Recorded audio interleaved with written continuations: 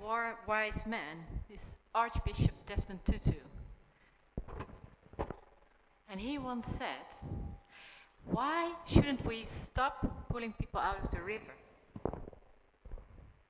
Instead, why don't we just go upstream to see why they are actually falling in? And you know, this got me thinking. As a doctor, basically, I'm pulling people out of the river all the time. You know, they only come to me when they are already sick. But what could be done before this stage? What could be done to actually prevent disease from happening? Or how to create this healthy, resilient people? And then I remembered this mom. She was right after the birth of her first child. She was at my ward, which was the neonatal ward where I was working at that time. And this baby girl was born underweighted. And the mom was very stressed. And she told me, oh, doctor, please, I'm so stressed. And I'm so worried about my child. Could I please just go out to take a cigarette? And at that time, I only felt sorry for her, and I didn't really connect her habit to the outcome of her pregnancy. So I let her go. And then, I think it was 4 years later, she came back to me, this time to the outpatient clinic with her daughter. And she said, well, my daughter, she has so much coughing and running nose and being out of breath. And again, of course, she was worried. But this time, I was like, I can connect the problems of her child to the smoking habit of mom. So I started this talk, which can't be too blunt, but yeah, you have to talk about this, about how her smoking habit actually influenced the health of her child. So after a few talks and a few tries, because it's not easy, she actually succeeded and she quit smoking, which I of course congratulated her with. And I also could discharge her child because, well, the symptoms almost disappeared. And then, about a year after that, I got this email from mom, and she was very happy. And she told me, wow, I did become pregnant again, and this time it is a boy, and he's so healthy, and he's born, and you know what? His weight is almost 3 pounds more than his sister's was at the time of her birth. There was some prevention, I thought. So I start reading on this topic, on how early influences in life actually can, well, continue or have effects on the rest of your life. And I bumped into all kind of stuff. So in the next 15 minutes, I would like to share this with you. And at first, the first part, I would like to share a few factors, like which are the things that actually influence you. Well, influence you as a fetus, I mean. And then the second part will be how does it work, but also what can we do about it, and why is that maybe a good idea to do so.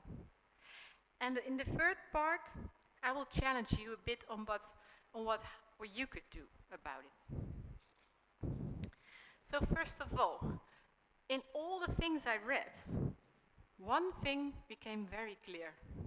And this is the most important period of a developing life, actually, are the first 1,000 days. So what happens in this first 2 years and 9 months, which includes the 9 months inside the womb, are actually, it's actually defining you in a way for the rest of your life. So what kind of factors do we have to think about? I already told you about the smoking. But there's also alcohol, there's drugs. And those can not only have an effect later on, but also can cause brain damage already inside the womb. And this brain damage can cause developmental delay, but also psychiatric diseases like ADHD. And then there is medication, because a lot of people need medication. But when you become pregnant, you really have to think about what kind of medication is somebody using, because some of them can cause birth defects, like a congenital heart defect. And then there is this environmental thing we all are aware of now, and that is the microplastics. You know, scientists already found microplastics inside a fetus. So it's already there, and we still don't really know what the effects will be, but it might not be good. And then the last thing I want to mention, which is maybe the most important, especially for my talk today, those are the vitamins and the food. The most important vitamin, and you might have all heard of it, is vitamin B9. Pregnant women have to take folic acid, like 400 micrograms a day. And they do this because these brilliant scientists in around the 90s found out that if you do so, then you prevent major neurological defects in the child, like spina bifida, or even being born with a small brain or no brain. And still, in 2018, in Tanzania, only 28.5% of the women took folic acid. Ooh, there's something to do there. And then, about food. I mean, you all have heard about famine or undernutrition in any kind of ways, but there's also some cultural aspects about it. In some cultures, it's like the woman is the last one to take food off the plate. So if there's barely anything left, she will only barely have anything, even if she is pregnant. And this causes a lot of underweighted children in the world. And then to stay a little bit more directly here, you might have heard that the Maasai have this habit of letting this pregnant woman starve in the last month of her pregnancy, because then she will have a small child, and the giving birth will be easy. Well, in a way, but if you have a small child, you also have a weaker child. And if you have a starved mom, then you also have a weak mom who has to pull herself through this whole giving birth. So there's still a lot of complications. So how does this work? How actually influences the diet the outcome of a child? Well, first of all, you might have all known about these typical cravings pregnant women can have. Maybe your dad once told you a story about how your mom got in running out in the middle of the night to get her some, I don't know, pickles or ice cream or junk food. And then also some people say that, yeah, when I was pregnant of you, then I had this craving, I wanted to have pickles, and now you love pickles, and, well, maybe it's connected. I'm not really sure, but it could be. And there's also this thing about eating vegetables. Well, there's a lot of science now that if women eat a lot of vegetables when they are having, well, not having, but carrying their child, and even if they do so, if they breastfeed the child, then this child will become a very good vegetable eater. Ha, think of that. But I'm not here, well, it's also vice versa. But I'm not here to tell you who to blame for your bad eating habits. No, that's a whole other story. But I want to go a bit deeper into the undernutrition. Some 30 years ago, there were these two men, these epidemiologists, Dr. Barker and Dr. Osmond, who worked together and who actually found out through a lot of data they studied that in a certain population where there was a lot of early childhood death, the same population, there were a lot of deaths 70 years later. People died from heart and vascular diseases in a way, well, the rate was way higher than in other populations. And it got them thinking. Actually, they were among the first who suggested a relation between bad nutrition early in life, or even bad circumstances early in life, and the outcome later on. And this is what is called the Barker hypothesis. And then, in summary, we think that this Barker hypothesis, well, it has to do something with how the body reacts on nutrition. You know, when you're inside this womb and you're just wanting to stay alive, and there's barely nothing to eat, you really have to be careful with the food or nutrition you get. And so your body will be programmed in a very efficient or economical way. When you are born, this programming will stay on, even if there is plenty of food later. And this causes a lot of fat storage in your body, unnecessary fat and also unhealthy fat. There's nothing you could do about it. But these fats can make you more susceptible to develop diseases like diabetes, high blood pressure, heart and vascular disease, as we saw before, or even stroke. So there was this other study. It was done in Zimbabwe during the famine from 1982 till 1984.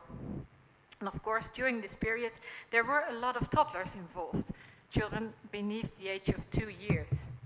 And then people followed up these kids as they became adults. And they saw that these children were not only smaller and had less strength, but also had lower education and earned 14% less income than their siblings born later.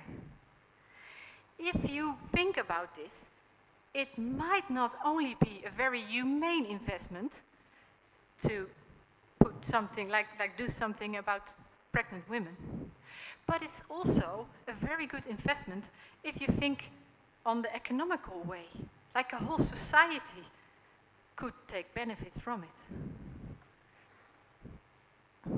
And then there's the what could we do? Well, if you listen to what I just shared with you before, there is something we could do. And there's a few things they actually have done, like in big research projects. And one of the things actually was written down in the WHO 2016 recommendations on antenatal care for a positive pregnancy experience. And it was said there that if in undernourished populations you actually learn people how to eat healthy, how to provide food, and what actually is needed as daily energy and protein intake, but also the vitamins, then you had less chance of underweighted children in these populations. And also, there was a study done in Guatemala where they not only educated people but also started cooking with them and also supplemented, like the folic acids, the iron, extra food. And they saw what was seen before in Zimbabwe and the other way around, that if you actually do this, then the people will not only their length will be, they will be bigger, okay, there you go, but they're also actually stronger and have a better work capacity. So if there's hunger, there is less strength, and if you provide food, there is actually a healthier population. So when should one do this? I mean, there are a lot of food aid programs, and most of them are around the age of 4. The children go to school, and then they can be provided one healthy meal a day, and it has lots of benefits. I mean, those children have a better concentration, have a better health, and actually have better school results. But I'm just wondering, shouldn't we just start a bit earlier in life? So, oh yeah, now I know. educating and providing food seems to be a good way to do. But then you are just sitting here in your chair. And like, okay, so I'm not this scientist, researcher, NGO, whatever. I'm just somebody who's interested or maybe inspired by this talk. What could I do? Well, first of all, don't look at me. Remember, I'm the doctor just pulling people out of the river. No, I need you in this, like your brilliant ideas. But I will give you one unsolicited advice, and it will be this. Like, if you just start talking to two people, you know, yeah, like your siblings, your neighbors, your friends, but maybe you know somebody working at an NGO, or maybe you know these people working at maternity clinics. And what would you tell them? What did inspire you the most? Because TED Talks are ideas worth spreading. So if we just start by spreading, we will see how it grows from there. And then I will end with two quotes I came across, which I really want to share with you. The first one was done by the former director of the, World Bank, yeah. And his name was Sir Jim Yong Kim.